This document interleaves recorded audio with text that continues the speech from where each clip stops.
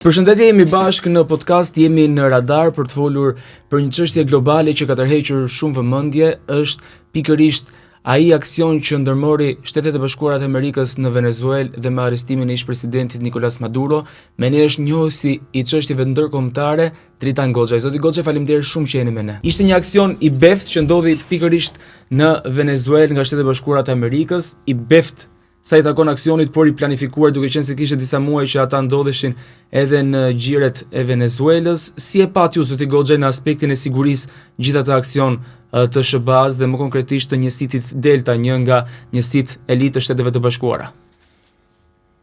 Po nuk ka të bëjë çështja e njësitit, pra nuk është çështja e aksionit policor, është një aksion, ai është një veprim ushtarak, mori pjesë pothuajse gjysma e flotës amerikane, ishte vendosur atje për të bërë një aksion për të marrë pra ishte një si fitore e Piros, angazhuan gjysmën e flotës amerikane, 150 avion, 25 helikopter, gjitha të dhënat e tyre pa llogaritur paratet të tjera që ka harxhuar shërbimet sekrete për të blerë rrethin e sigurisë së Maduros dhe për të blerë edhe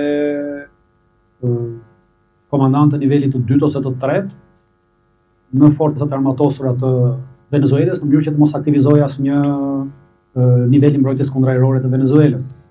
Pra nuk ka të bëjë këtu me një njësi speciale ose me diçka tjetër. Kemi të bëjë me grabitjen e me pengmarrjen e një presidenti legjitim të një vendi sovran, me shkeljen e sovranitetit dhe integritetit të një vendi sovran dhe antar të OKB-s. Pra, ushtria u përdor në të rast thjesht si postier për të marrë një pako të cilën e kishte më parë para paguar shërbime sekret. Nga aspekti i shërbimeve inteligjente, ai ishte një operacion tepër perfekt. Në këtë rast, këto lloj operacionesh të tilla ku bëhet llaf midis bashkëpunimit shërbimeve sekrete dhe forca ushtarake, që janë operacione ushtarako dhe shërbimeve sekrete.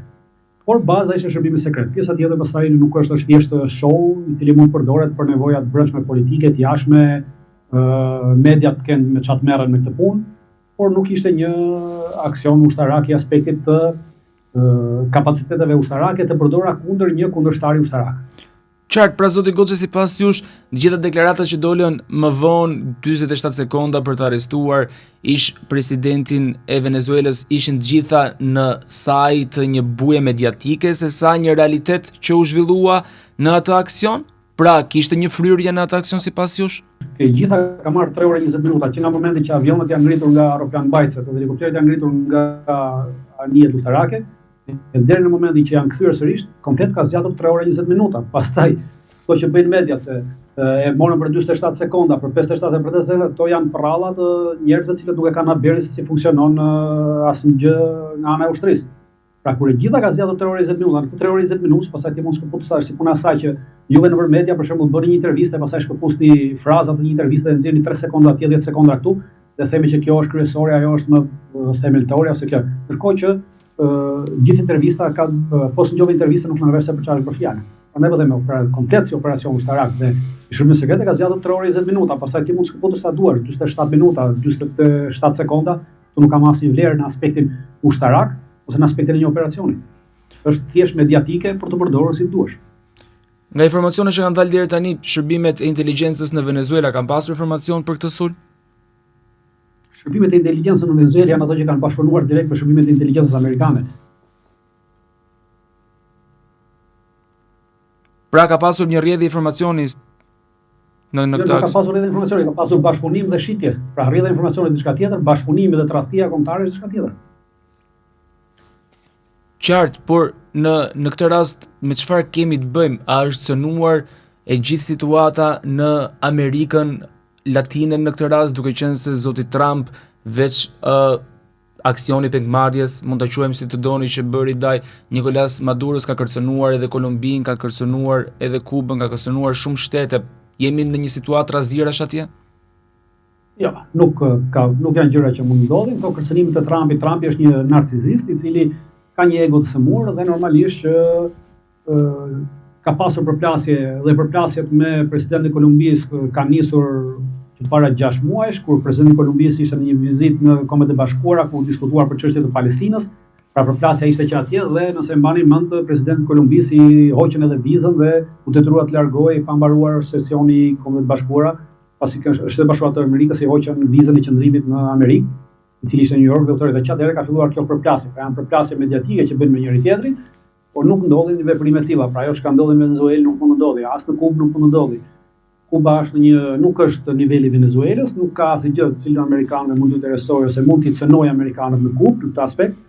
Kuba është një vend i cili varet totalisht nga Venezuela, pasi për të mbijetuar Kuba përdorte naftën që jepte Venezuela dhe që nuk ja shiste, pra e jepte si ndihmë, pa atë naftë ai nuk mund mbijetoj, tash në rast se ajo nuk do ta marrë atë naftë, duhet gjej alternativa të tjera që do të jenë më të kushtueshme dhe më të gjata.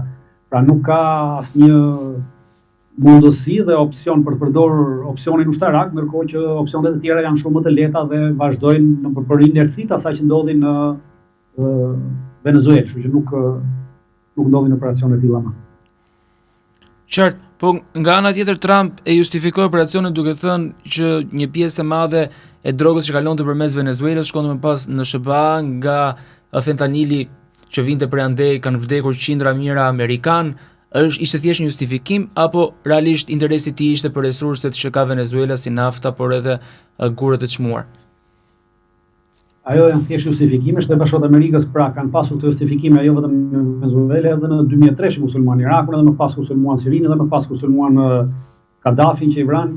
Pra gjitha justifikime mund të gjesh sa të duash, janë justifikime të cilat nuk qëndrojnë dhe deri më sot janë vërtetuar që kanë qenë të gjitha prralla dhe njështër, pra thjesht për një gjë të tillë pas në dhjetor të vitit 2025, Kombet e Bashkuara kanë publikuar një raport për tregtinë e drogës dhe për rrugët e drogës.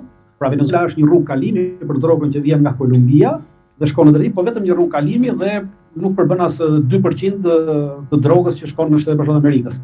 Që është gjitha një prallë e sajuar për të gjetur një justifikim për të arritur për të justifikuar këtë që ka bërë. Por nuk qëndron. Nuk qëndron as çështja e naftës, sepse normalisht çështja e naftës aktualisht ajo prodhon një lloj nafte që Shtetet Bashkuara të Amerikës nuk e përpunojnë dot, është një naftë bituminoze. Dhe po bëhet për $4, se është tjetër, bënte vetë të sporelet të gjitha burimeve të tjera natyrore që ajo ka,